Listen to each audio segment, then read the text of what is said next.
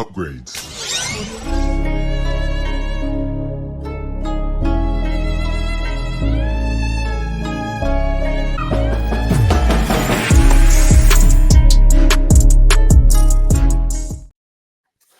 Ladies and gentlemen, we are back for the finale of True Detective Night Country, episode 6. This is all the marbles. So if you haven't seen the episode yet, go and watch the finale and then come back, and because we're about to spill all the tea as best we can, getting over the emotional and terrifying trip that we've been on. So I'm gonna go ahead and get on with our co-host Vanessa. What's up? We're done. We finished it. We're done. I can't believe it. Honestly, for 6 episodes, felt like 12. Felt like it was just wonderful. Yeah. Excellent. Yes. Yeah, it is a fulfilling season, like for real.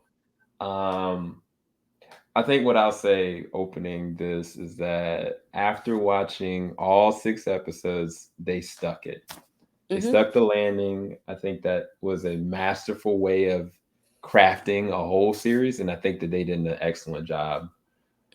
And also left us a lot of mystery at the end as well. So yeah, but we're gonna go ahead and kind of get into it. But before we kind of go there, Vanessa, did you have any remarks on your impressions of the finale before we kind of unpack everything? It was terrifying. I had a lot of moments to where I was watching like this. I don't do well with horror or spooky stuff. It unsettles my spirit. It was very scary. Like, it was a scary episode. I'm not gonna lie. But it was riveting. It was like they built the suspense so well, especially with like her walking. There was a scene where Navarro was walking, and I was just like, that was where I was like, oh my God, something crazy is gonna happen. It was just fascinating. A wonderful way they answered a lot of questions, but they still left a lot of unanswered stuff like that we'll get into. But it was fantastic. A really good finale, truly.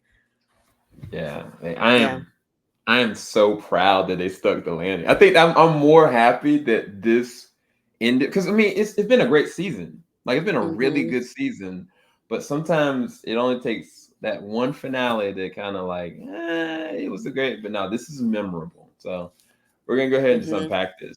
So the beginning of the episode, these crazy women are out in the ice, going and trying to find the night country, and like they go into the ice, and I was like, y'all ain't got no backup.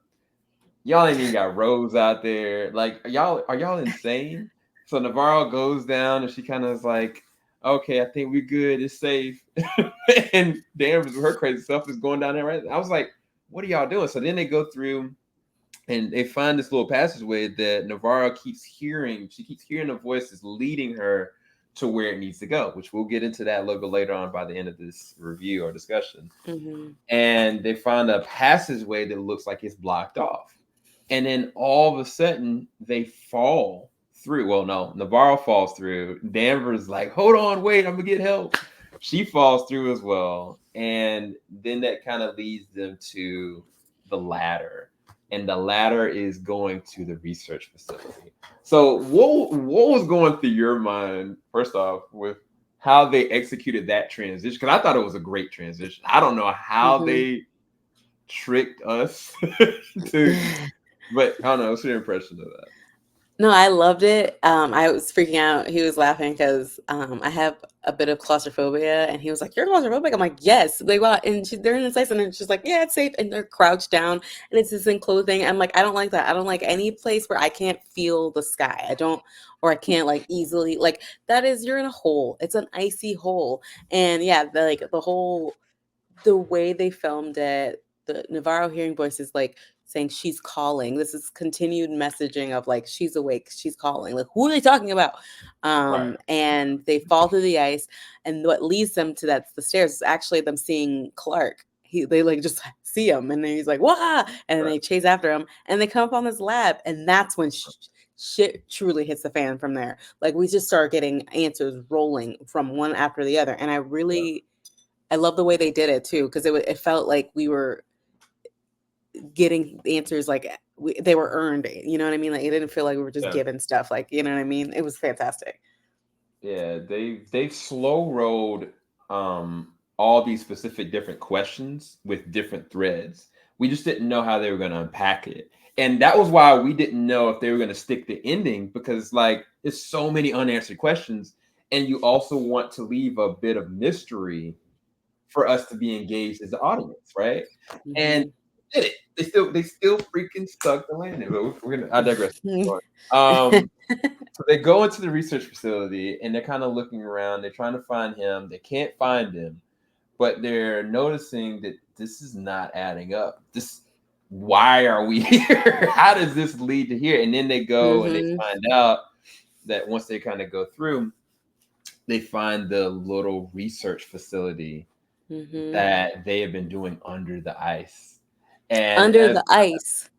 right, and as they're looking up and they see the spiral, the bones of a freaking snake. I don't know what. I'm gonna have to go back and look at. I'm gonna have to go back and rewatch that. Which we never got an answer about. It was like bones. It looked like a giant sea snake that was It like did. the bones of a fossil in the ice above in the spiral shape. Right. So weird. So freaking weird and creepy. Because at that point, you don't know what's about to happen. Because we're Mm-hmm. at the research facility. We're here. And then, of course, Danvers and Navarro, some kind of way, always find a way of splitting up. And They found the murder weapon too.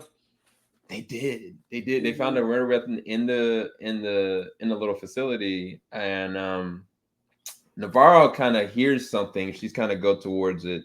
And Danvers goes her way. And she gets locked in, and it's him. Clark locks her Mm-hmm. in, and I was like, "Yo, Danvers is about to freeze to death." And then Navarro gets ambushed and hit upside the head, and he's dragging her away. So at that point, what were you thinking? Because I was like, "This is a worst case scenario," but at the same time, Mm-hmm. both of these women are whole pounds. Like they're not gonna stop. But what were you kind of thinking? Mm-hmm. Where was it going for your head? Like in those type of scenarios, and then something like that happens, I was like, oh, this is gonna be terrible. He's gonna be like, I don't know. I just thought it was gonna go way worse for them, but they got out of that situation pretty quickly. But the situation with Danvers, where she got locked in the ice and she could have freezed to death, it was like a fake. It was like a red herring, like a fake, but it was also foreshadowing because of what happened later in the episode. So it Yep. was like it was like stressing me out. I was like, how would you guys let this idiot get the drop on you? How is he so good at sneaking in and out of areas? And we find out he's just like a little mole rat, like running around the underground tunnels. The whole But time. yeah, like that's how he kept getting around. I was like, oh, okay, cool. He's just underground, called the Night Country. But it was, yeah, that was like, wow. I was like, can you guys please get it together? Which they did quickly. Yeah. They got themselves out of that situation. But yeah. Oh my gosh. So yeah, so Danvers like literally finds like a metal pipe and just bursts her way out of that. And she's rushing to try to get to Navarro because this is the crazy thing. The way they shot that was a great shot. So Navarro was getting dragged and she kind of Yeah. looks up, kind of gets her eyes like adjusted, and she knows who it is. You could see the anger in her face. Ooh. And Mm-hmm. so by the time Danvers got to her, she was almost beating Clark to death. And she's like, hey, stop. We got a question. And so these women get him, tie him up, tape him down. And, the interesting thing that Navarro does, she asks him, like, did you love her? Did you really love Mm-hmm. her? And he's like, yes, I did. And then she's like, okay, cool. So she starts to play the video in front of him. He just does not want to watch. And she's like, hey, give me your AirPods. Give me give me your headphones. So they take the head. I've never seen any kind of torture like this. That was wild. Right. They put the I'm sure headphones Apple will be on, pleased. taped it around his ears, taped his mouth shut, and left him in the dark to just literally hear her suffering. That was torture. That was wild. So at that point, I kind of was like apprehensive about them leaving him there. But as far as like how they transitioned from them being they captured to having him, what was your kind of impressions on where that was going to go as far as the story? I mean, I knew I was like, that's exceptionally cruel behavior to do that. Like, I could not, because I was at the point I was like, I wasn't sure, like, if he had killed her or whatever. I don't Was know. he involved Like, for real? Yeah. yeah, because I was like, would this upset him if he actually purposely murdered him? No, it wouldn't. So like him freaking out like that, I was like, okay, it gave us like kind of a clue as to how he was involved. But I was like, damn, that's so messed up. Like, this is really messed up. At that point, they were like, we don't give a fuck. We were way past gone. We saw people get shot in the head twice tonight. Like, they do not give a fuck. They were like, yeah, it was heavy. That was really heavy. Yeah. And you could just see Navarro she was like gone in the eye. She was like, no, I'll take off your toes if I have to. We're getting some answers. I was like, oh Right. my God. Yeah, I kind of was indifferent at that moment. I even told Vanessa, I was like, look, bro, I don't got no remorse for this man. He literally just tried to kill both of them. And if he actually was involved, I mean, it's messed up. That's some messed up torture. But yeah, objectively, it's a cruel thing to do. I don't feel bad for him in the slightest, but it is an objectively thinking cruel about thing to it, do to someone. yeah, Yeah. it's pretty messed up. So then they kind of like had their small little chatter, which was weird how they did that, because Navarro had went to the refrigerator and an orange just randomly popped up, and All the then oranges. Danvers was kind of going and getting some coffee, and she had glass in her hair, and it was like no, it was glass in her on her shoe. It was glass It in her was the shoe. cross There in her was hair. right. Yeah, so, yeah, we'll get to that. Oh my god, that was And you're yeah. wearing a cross. Yeah, right. Thanks. Appreciate that. Appreciate that. Anyway, so the Sorry. glass and the orange was kind of reminiscent of their own traumas that they haven't reconciled yet. They haven't really dealt with either one of those specific traumas. For Navarro, of course, it was her mother that was dealing with her existential crisis or mental breakdown or possible possession, and then for Danvers, it was the loss of her son, which at this point, up until now, we still haven't known what happened. And so then it goes back to them going and kind of question them. And then we get a slew of information that was insane. So we get the understanding that they actually did find what they were looking for under the ice. Like they were able to kind of crack the code, and that, okay, well, did you guys go and kind of pay off, the mining company to kind of like, no, we actually intentionally diluted and messed up like water supply because it made it more malleable for us to get the research that we need. And I was like, what? So you've been intentionally poisoning these people to get something? It's like the ends justify the means. It was for the expression of life. And then you find out, and he kind of let know, like it was like it wasn't her fault. She just happened to find it, and she found it, and then she wanted to go and get the information. And then we get an unpacking of kind of how she died. So I'll let you unpack all that. So what once he kind of gave the impression of what's going on with the town, which we're getting great answers, and then we get an understanding of kind of what happens to her. You want to walk through that? Yeah, it's kind of rough. It is. But I want to say that I was right. I knew that they were doing something. They dug into the ice and they poisoned the town. It wasn't exactly the way I thought. I didn't realize they were intentionally doing it. I thought it was like, oh, but in the name of science. So they were intentionally polluting. I guess they were helping the mines pollute the ice even further so that they can get to the permafrost to get this DNA extracted easier.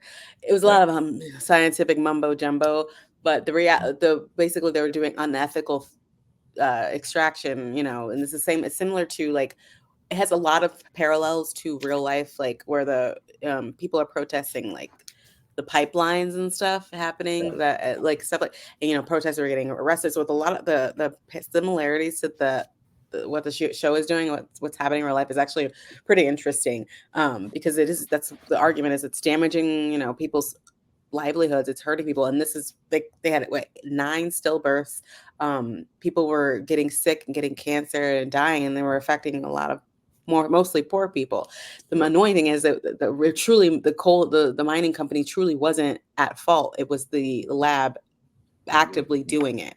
So they had all these ice samples stored. Annie finds it. She destroys everything, all this work. And they were like, wait, da, da, da, da.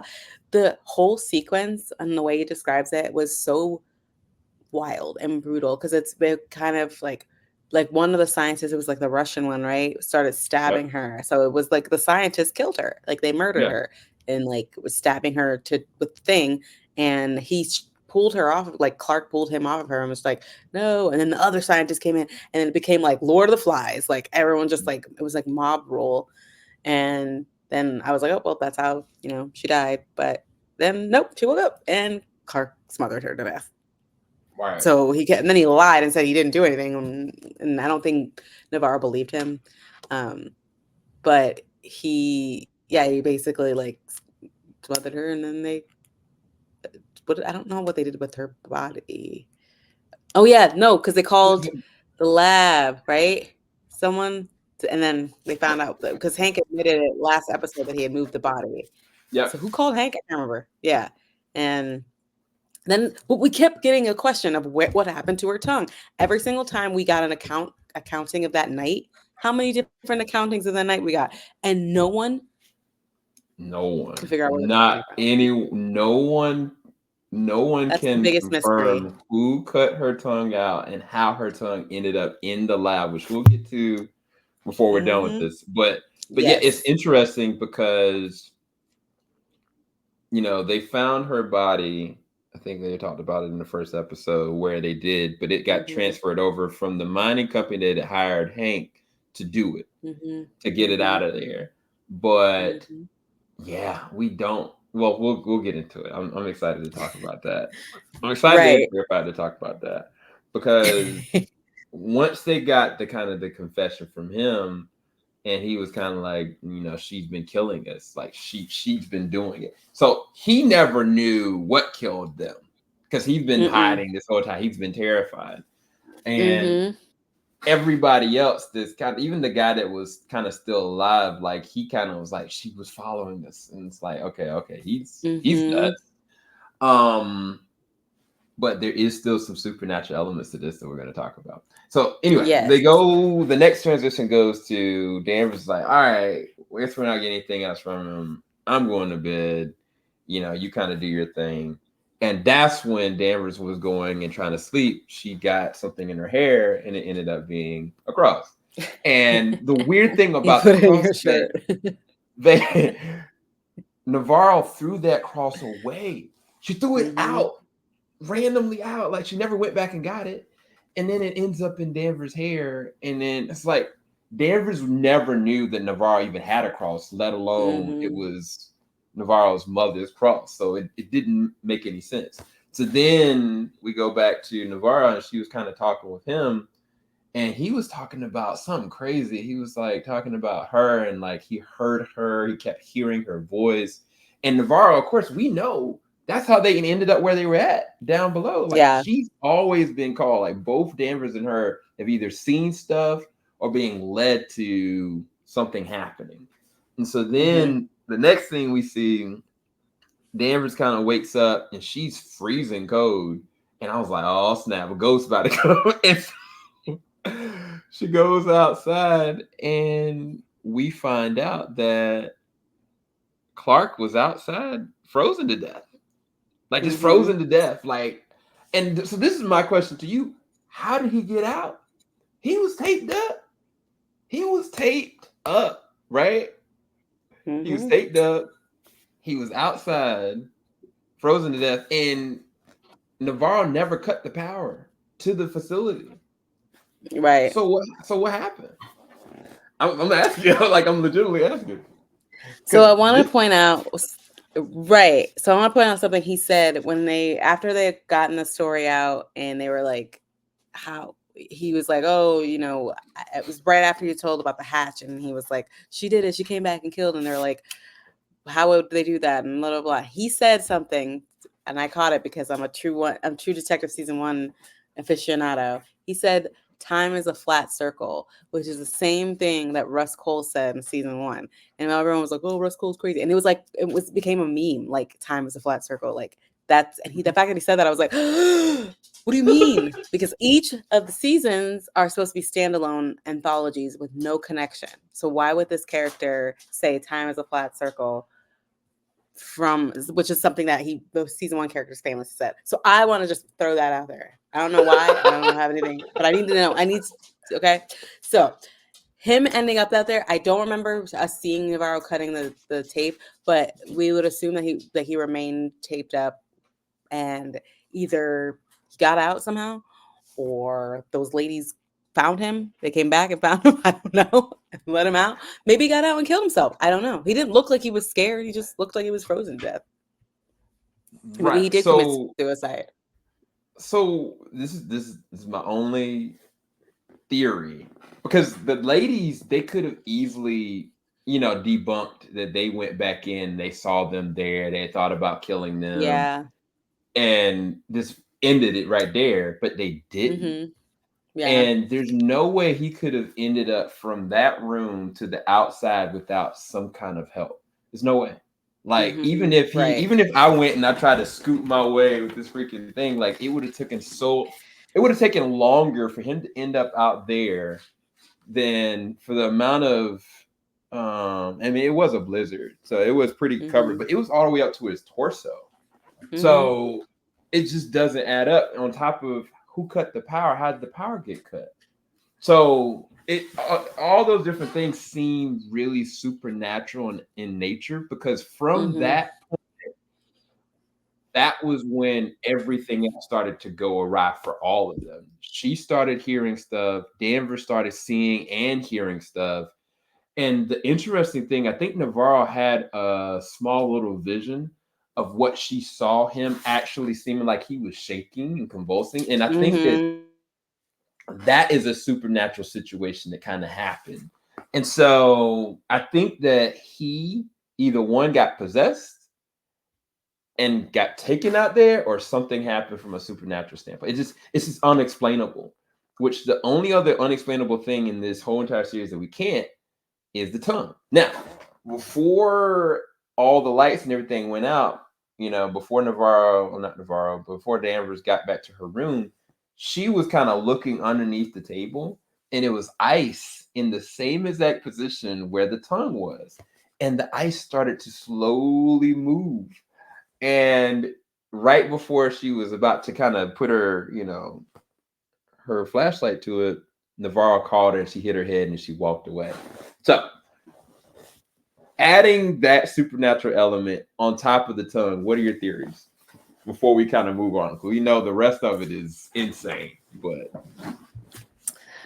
yeah, so obviously there has to be supernatural aspects that are playing along with this, because we have unanswered things like the cross appearing, the frequent oranges that keep appearing, the polar bear that keeps appearing. There's some explanations for some things, but like some things aren't. The tongue, we don't know. Every single time we've been asking, like, where's the tongue? Where's the tongue coming from? No one knows. No one knows where the tongue came from, and that freaks me out. And the fact that there was like frost or whatever, I thought they were going to show like maybe there was like another patch underneath. No, they're just never explained. That's never explained. It's never explained. I don't know. So yes, I have to assume that there is something haunting or some sort of supernatural thing, because that's what we'll talk about it a little bit later when we go with the story that they were talking about. But there is something going on. There is something underneath all this, because there is a couple of things unexplained. The lights turning off. How did it get out?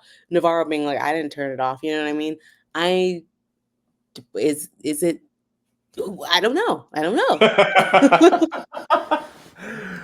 Oh man. I think the other thing is that I'm noticing that I think Navarro and maybe even her sister have the ability of seeing possibly in the future, or possibly seeing things that are supernaturally unexplainable. Because in this episode, she kind of saw Clark. Like, she saw in this episode, like, a vision of her Danvers' son, and her Danvers' son talking to her. It's like almost like she could see from the other side, and at the same exact time, stuff that's gonna happen. Because it's just there's so many different moments. And even I think the sister alluded to, when they were talking about the lighthouse, like, you always knew you were gonna end up here. It's like, why would she say that if she didn't actually already have seen it or made reference to it? We just didn't get to see it in context. If they maybe add another episode, we would have done that. But I think that there's also something supernatural going on with Navarro, which we'll talk about at the end of the episode, and how she's kind of like a ghost walker now. But we'll get to all that. So so from that moment that he identified as dead, Dan was like, "What is wrong? What is going on? Did you do it?" And like Navarro was like, "I didn't do it. It wasn't me." And they start to like everything else from that point starts to go downhill because they're freezing to death, and Navarro's trying to explain to her like something else is going on. Like I'm hearing Mm-hmm. things, and I want you to understand that there is something on the other side. And like your son says, and this is where shout out to Jodie freaking Foster. Now both actresses are doing amazing. They got great chemistry. Mm-hmm. But Jodie showed this level of pain and rage that I think only she could do. Because some people are great at like raging out, and then there's other people that are good at pain and like expressing pain. She did both in one fell swoop. Like she was like, "You don't ever get to mention his name." She was like, "I will shoot your face off. I will eat you. Like I will rip you to shreds." And she starts to kind of go and says, basically, like I don't know what he was thinking when he was all alone and I couldn't be there for him. I don't know what he was thinking. Like, and it was just breaking my heart. Like she was acting it so well, it was breaking my heart. What were some of the things you wanted to kind of talk about? Like, I guess that transition of their conversation, because it shows like so many levels of vulnerability they were both dealing with at that time. Mm-hmm. Yeah, it was.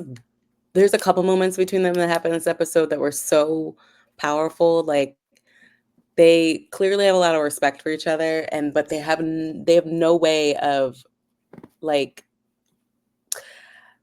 they don't know how to healthily deal with their shit. And she's trying to give her like kind of a gift of like what Holden would say, but like she can't handle it. And we never. That's another thing we don't really ever see.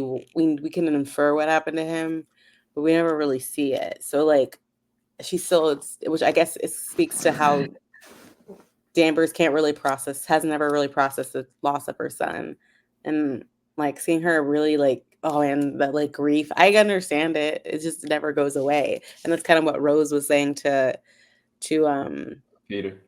Pete. Yeah, this part, you think this is the worst part's over. It's not. Yeah. It comes after this. It's every day, and it's the grief. Like it stays with you forever. And I think Navarro knows that obviously, and she knows she could see it in Danvers, and Danvers doesn't want to even like accept it. She uses anger to deflect.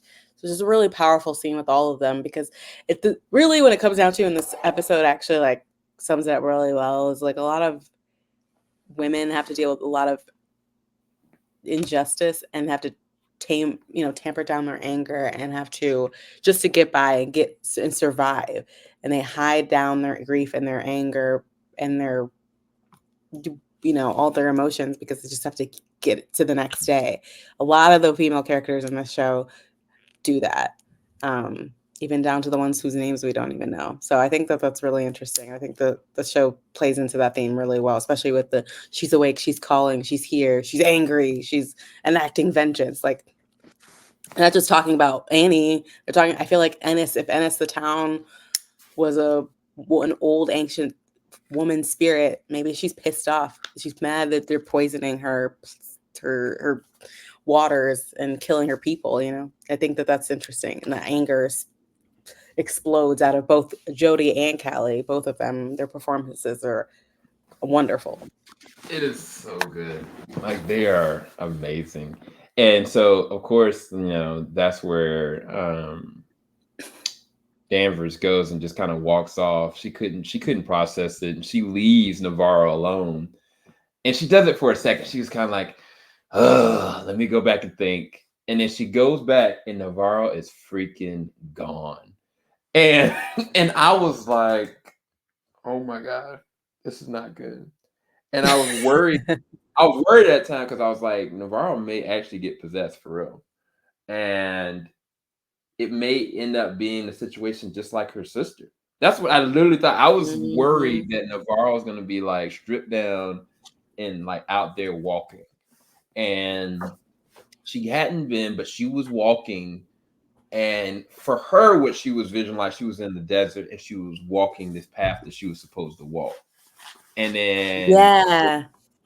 for Danvers, she, I mean, she loves Navarro, and she didn't want to see anything happen to her. So she was going out there trying to find her. But Mhm. as she was trying to go and find her, she started hearing stuff. And it's interesting Mhm. that sequence because Navarro basically kind of got to the threshold of going so far that she really didn't need to go any farther. And then she kind of saw a hand that kind of touched her hand. Now, I was going to ask you, what was your interpretation of, was that Annie? Was that her mom? I thought it was Annie just because of the tattoos on the hand, because I figured that her mom probably wouldn't have those kind of tattoos. But basically, in that moment, she basically kind of gave her real name and kind of gave her like the piece that she really needed, but it Mhm. wasn't like this is where you're supposed to go. It's like this is what you needed to get to so you can be able to go back and finish what you're supposed to finish. And it's Mhm. just crazy that all these supernatural things had to happen. The storm, the lights turning off, them seeing all these different things, all for this moment to happen for Navarro. It needed to kind of happen, I guess. And then for Danvers on the other side of the spectrum, she hears her son and she looks down, she sees her son in the ice, and so she tries to break the ice to try to get her son out, and she falls underneath herself. So just kind of going from there, what was your take on some of that? Yeah, I loved the sequence. I loved the parallels specifically between both Navarro sisters clearly have and their mom all were sensitive to something, right? And it was interesting that Julia also both of the sisters walked into the abyss being called by something, but one survived and one didn't. And I have to wonder if Julia also was offered the same thing, like her name, and I wonder if she rejected it. Whereas Evangeline didn't, where she connected her hands. And I don't know if it was Annie or if it was her mom, because her mom didn't. She remember we know from earlier in the season that her mom never told her Inupiaq name, and I don't know if Annie would know it either. It might be an ancestor. We know that indigenous tribes are very rooted in ancestral magic and ancestral and spiritual connections like that. So I wonder if it was just an ancestor that knew her name. And I don't know how to pronounce it, but I know it said it was like something like the sun after the long night or something like that. Um, Yeah, we got the interpretation of it when they saw the it was women. Yeah. yeah, it was really pretty, and I really enjoyed. I thought that was great. I was like wondering what we were gonna see because she comes walking through this like it looked like an accident, like a desert, but wasn't an accident. So I wasn't sure, but I did enjoy the parallels of like if you see him. Hopefully, when someone when the show comes out, does a parallel between Julia's and Evangeline's like difference, and then walking into the abyss because one survived and one didn't. Like, how did Navarro survive that, right? And Right. then you have Danvers, who we see like her see like hands, mom or whatever, and she's like Holden, like. That's not like it's possible, hypothermia, freezing induced hallucinations, but this is the second time she crashes through the ice, and this time she's just falling, and Navarro gets her out and they get her back in and stuff. But it's just like it's crazy to me because I'm like, how are they even able to survive? And this is so cold. It's probably like negative 20 degrees, but Right. I thought it was wonderful to see Evangeline finally connect with her who she is and accept who she is. And we get like somewhere in there, she found acceptance and finally got to know her name. And I love that. That was wonderful. And where would she have known that? You know what I mean? There's Right. something deeper than science at play here, which is cool. Yeah, and it's interesting because Danvers talks about it later about her. If you disappear again, please come back. There's a moment that Danvers is so close to her and she disappears completely. Yes. Like Yes. she just out of line of sight, and it's not because of the freaking storm. She just Yeah. She literally disappears, disappears from the vanishes. plane of existence, and it doesn't make any sense at all. But anyway, I think it kind of also is foreshadowing yet again, like when the last time Navarro kind of went to that desert plain, the son said, "Go and get my mom," and Mm-hmm. self-fulfilling prophecy, Navarro is the one to save Danvers Mm-hmm. from an icy death, literally. Mm-hmm. Kind of pulls her back, brings her back, and trying to warm her up, trying to get her to breathe and talk. And then that's when we finally start to unpack all these different sequences of love that Danvers had. like there's so many different levels of love she had for her spouse, for her son, and it's Mm-hmm. just crazy to me because. Well, wait, I'm gonna ask you a question about something. Danvers' daughter, right? Mm-hmm. The daughter, I don't think the daughter came from the spouse that died. Mm-hmm. That's his dad. Yeah. That's her dad. Because she Stammers is her stepmom. Okay, because I was Yeah. wondering if. Okay, all right. I was wondering because Yeah. remember there was a baby with the whole Wheeler murder, um, Mm-hmm. and I was Yeah, that wondering was if. their. No, that was just the lady, the Okay. pregnant girl. Yeah, that's completely separate. No, that was her. That's her mom. That's her stepdad. I think they both died. I assume that they both died in the accident. The Holden and the dad, which is why Yeah, with Danvers those is the stepdad. flashbacks. Yeah, Yeah, that's what I assume. Yeah. yeah. And so with those flashbacks, they kind of show different moments where she was doing finger painting with him, and she was kind of doing like she's like breathe, breathe, and he was blowing out the Mm-hmm. candle, so she was breathing with him. And then, of course, we finally do get what happened with the accident, later on. And it's just rough. It was really rough to see, but it's kind of like instead of them showing like a full vivid like traumatic accident. Like they kind of allowed Mm-hmm. us to unpack who Danvers really is under all those Yeah. cards because when she finally does kind of come out of it, Navarro kind of wakes her up, so to speak. The first thing she asks is like, "What did he say? What did he say?" Mm-hmm. And it's kind of like, "I see you, mom. Like I see you," and it. I don't know. It was a really touching moment. I forget. It was one moment you kind of got caught up. I forgot what moment it was. That was What it. moment I was was like, that? oh my Was god. the Yeah, I moment. got really emo. I was like, oh okay. Yeah, 'cause she was like, I see you, and then she put like the hand over her eye. The I was like, hand just from the bear, and I was like, mm-hmm. "Oh Okay. man, Yeah, yeah." that was. I was like those. That was the other moment I was talking about where it was so gripping. Like acted really well together. Like man, that shit hurt. Man, it got me. But yeah, from there, I forget how they got onto the conversation because finally Danvers kind of woke up and was okay, and they were kind of looking at the borealis lights on the side. But wait, before we go there, we got to go back to Rose because Pete, he had two different situations. One, he was sitting there trying to clean up all the blood from the house, Mm-hmm. and he happened to find like his dad's tooth ingrained into the Ugh, freaking so wood awful. as Danvers' daughter kind of comes in. Danvers' daughter immediately knew something was wrong. And he kind of played it off pretty well. It's like, yeah, I don't want to leave my Mm-hmm. wife alone. Like, let's go. And he grabs the tooth, gets her inside, and then right before he was about to leave, his wife was like, "Yo, what's up? What's wrong?" Right. Mm-hmm. And she knew something was wrong, but she knew he needed to do this so he could be able to move forward. And so she kind of encourages him, and that was just enough that he needed to be able to get out there. He met with Rose. Rose is sitting there like cleaning her gun, ready to get bucked. And she's like, "Oh, it's one of you. One of us kind of nice tonight. All right, cool." So she goes and kind of escorts him out to show him what he needs to do. And it's just interesting because the storm at this point has stopped. Since everything happened with Navarro and Danvers, the storm has stopped.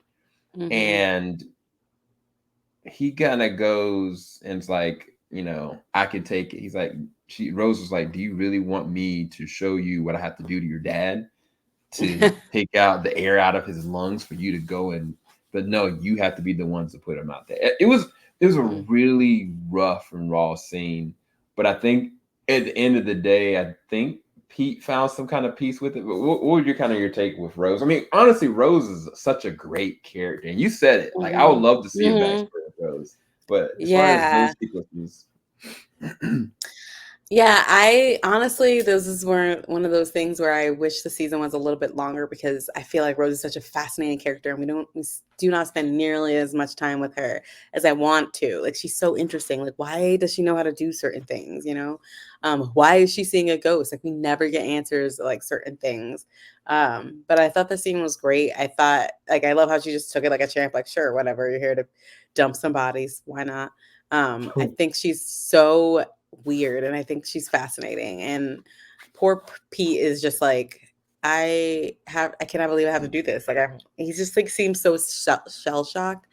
But the conversation she has with him, she's like, you think this is the worst part, but it's not. And I thought he just acted really, it just displayed like the acting the guy did is just really wonderful, because he could just see how lost he was. The kid has been through so much trauma, but at least he gets a semblance of a happy ending. But it's really sad, what all that he has to go through to get to this place. Yeah, he literally had to shoot his own father, and his father wanted it to happen. That's the crazy thing. Like, it won't He knew it like was his gonna father, happen. Yep. Mm-hmm. but Death by son. Because his father was getting scammed. It was just a funny side plot. Sorry. Like, oh man. damn. Yeah. but but yeah, so while he was kind of burying his dad, and kind of Rose was sitting there next to him, that's when the Borealis lights kind of came up. And Mm-hmm. at that time, like, Danvers and Navarro talking, they were talking about, like, one thing I don't understand is, like, with Pete, he was sitting there terrified, like, what happened. And then Danvers like, that's it. And so then they go back to where he was kind of holding that thing, because he said that he was holding it for Mm-hmm. like hours, possibly even a week. Mm-hmm. He was going back and forth. And so she go and put some solution up there, and it's like, let me get the black light. And they see like handprints there, but then they see one specific handprint of somebody that lost a couple fingers, and it goes back to the Mm-hmm. girl that Navarro basically kind of helped protect and save Mm-hmm. in the very first episode. And it was like, okay, what is going on here? Why would she even be there? They go to the girl's house that kind of worked with her with the laundromat, and it's weird because, like, when they kind of rode up in there, like, they were like, "What are you looking for?" Like, "Oh, I got some questions about such. Oh, okay, cool, come on in." And as they're kind of starting to ask their questions, you see all these different indigenous people just roaming around the house, and I was like, what is happening? Right? It threw me off. I could have never guessed that. And I was gonna Mm-hmm. get you unpack all of kind of how that played out. Like, did you see any of that happen? Like, I never would have guessed any of that. No, I didn't. This was the biggest twist for me. We had a lot of theories.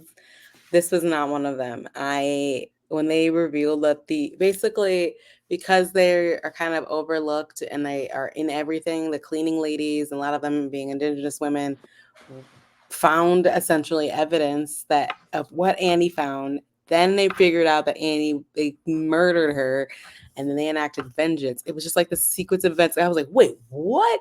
And that it just blew my mind. But then it just everything clicked into place. I was like, oh, this makes sense, because they know how to do certain things, this, and that. And it was just, I love the way that they told the story, though, in a way that it wasn't a confession. It was just like, I heard she did this. I heard I did this. They went out into the ice, and she was angry. She took her vengeance, and like, I thought that was fascinating. And yeah, she's talking. There's more and more women coming, and they're all women or non-binary people. I'm not sure, but they were all like it was like a mob moment. They were like, and what, and what, Right. what Right. about it? What are you gonna do about it? Like, that was crazy. And I knew, I was like, something this deep, something that has this much mystery, there has to be a conspiracy. And I was right. It just happened to be the wrong.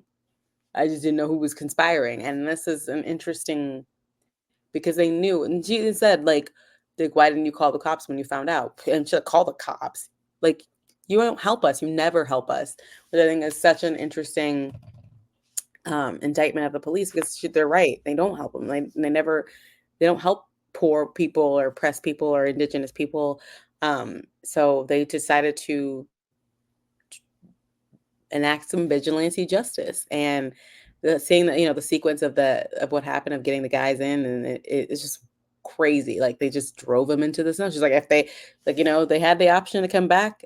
If she wanted them, she wanted them. It was just it was, the way she told the story was fascinating. I thought that was really, really well done.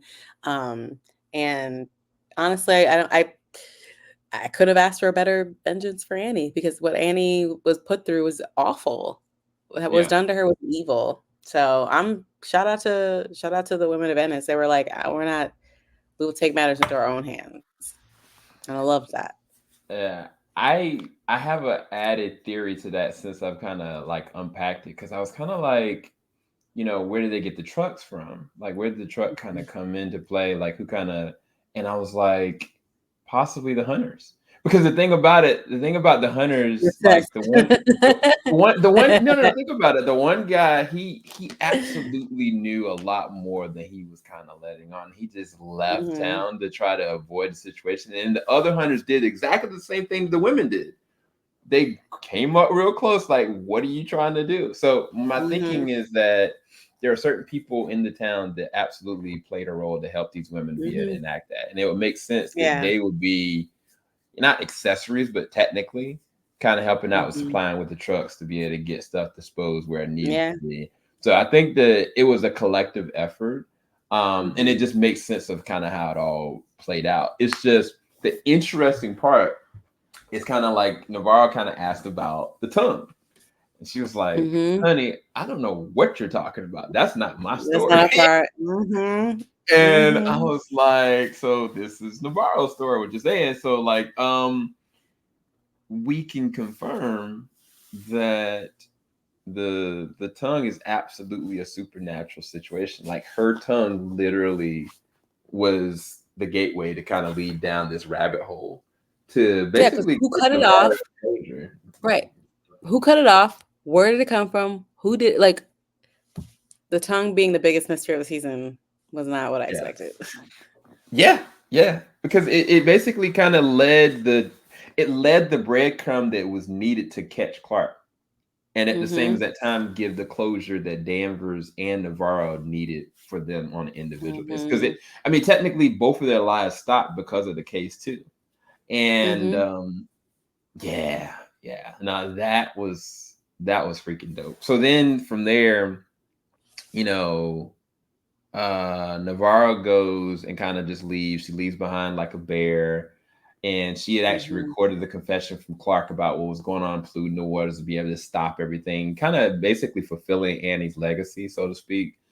And then she kind of left the little toothbrush for her boo thing. So she kind of left. And then we go to a year later and they're all kind of questioning Danvers on like, all right, so what happened here? She's like, I don't know. Like it was a landslide. Like, don't worry about it. I don't know. I'm not involved in it. But and she kind of goes through all the different motions. How she technically wasn't involved in any of it. Um, Mhm. but their question kind of went and circled back two different times. Well, what about Navarro? Like, where is Navarro? And she's kind of like, some people kind of come here to kind of get away, and some people come here and they get what they need. And it kind of goes Mhm. back and harpens to what we saw before, that Navarro kind of just disappeared and kind of reappeared. And then I think when they were having their conversation watching the Borealis lights, it's like, if you leave, I need you to come back. Mhm. And we kind of show these awesome little sequences of Navarro kind of popping up all over the different places to finally Mhm. Danvers kind of in her little house and chilling. She's spending time with her daughter finally, and they're kind of interacting. And Pete's kind of hanging out with his son, sleeping in the bed with his son finally. Um, Mhm. to the very last sequence, we see Navarro kind of go out. I'm sorry, Danvers go outside, reading her book, looking out, and Navarro just kind of creeps out and looks out to the side too. Like that was such a dope ending shot. It was like the nail on the Mhm. coffin, no pun intended. But what did you think about the ending and how they kind of wrapped it all Yeah. up? Yeah, when they jumped to May, I was like, oh, okay, sure, why not? And kind of like wrapped it up, like, cover story for Hank's disappearance. Kind of obviously he killed the crackhead, and they pinned that on him, and it just seems like they're just kind of like, why is this and that? And I was like, what are they even investigating? Is this internal affairs like, what is happening here? So it was just kind of curious. It was like they were obviously looking for Navarro for maybe questioning because they were trying to figure out how homeboy died out in the ice. Like, how did he die the same way the other one? Like, oh, it's weird. There is a lot of mystery, and I love that there's a lot of open-ended questions still because it's just fun. It's just that's part of the fun of True Detective.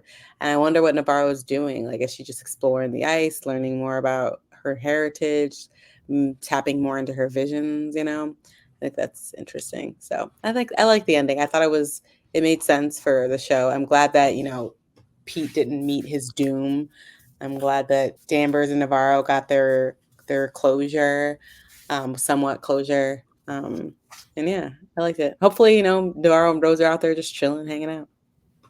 Oh no, she's a full spirit walker now. Like she's going in and out of plane of existence.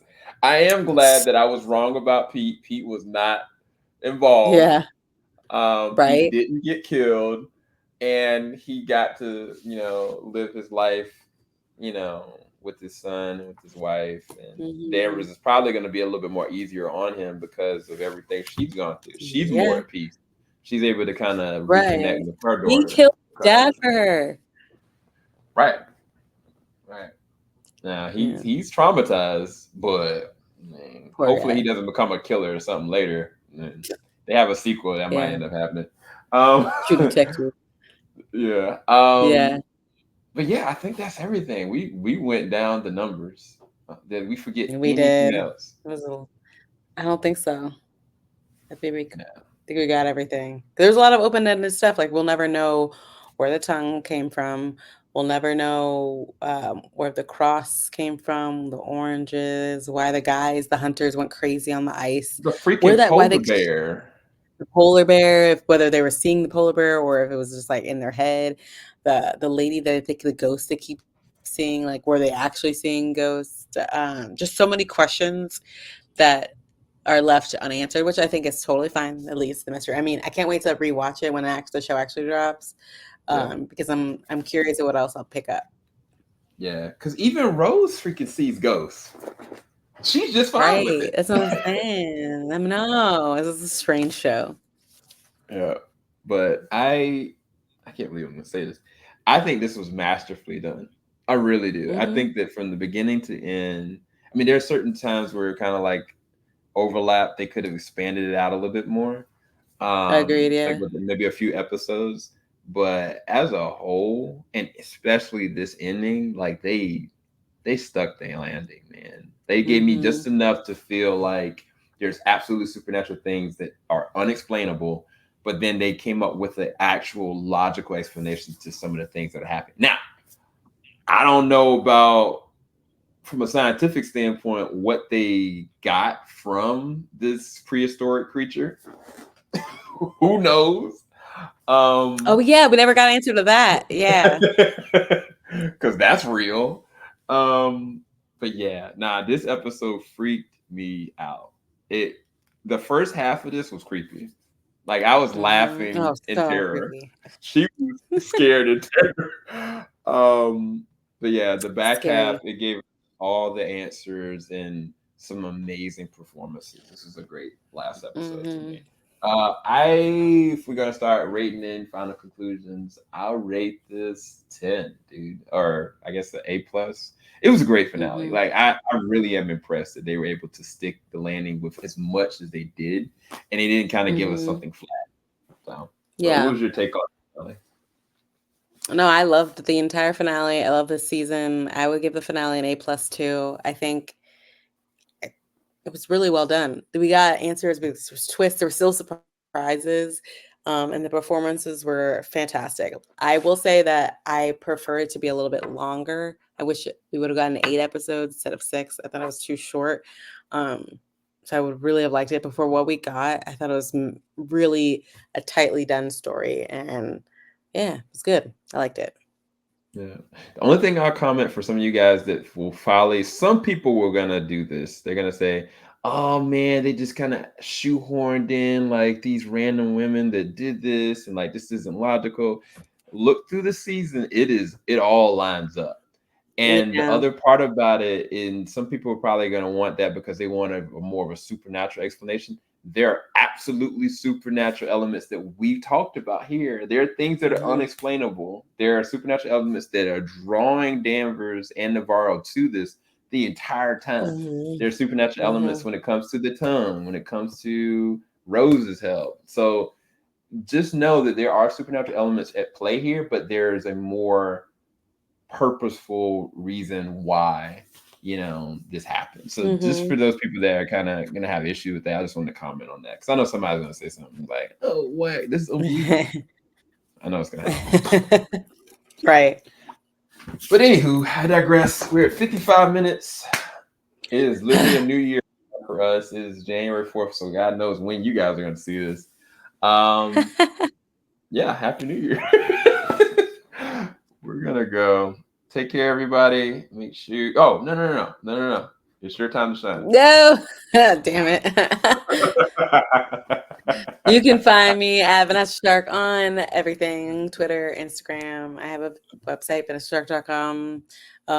Articles I write at Multiverse of Color. Yeah. Back to you, Sam. And on that note, we're out until the next series. God knows what are we gonna do next. Yeah, We got some ideas. I was gonna ask you. I do have some ideas. We'll talk after this. All right, guys. Bye.